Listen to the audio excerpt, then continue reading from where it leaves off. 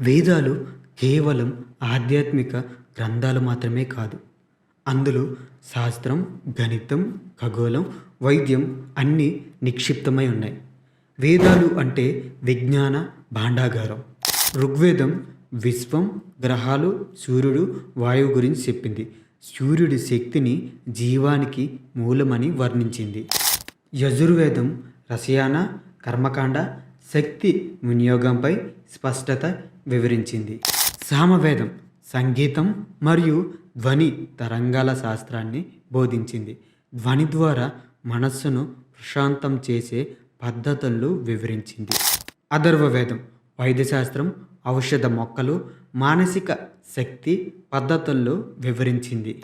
వేదాల్లో ప్రతి శ్లోకం శాస్త్రాన్ని ఆత్మస్వరూపంగా చూపే జ్ఞానదీపం. శాస్త్రం లేకుండా ఆధ్యాత్మికం అసంపూర్ణం. ఆధ్యాత్మికం లేకుండా శాస్త్రం దిశలేని జ్ఞానం. ఓం శాంతి, ఓం శాంతి, ఓం శాంతి.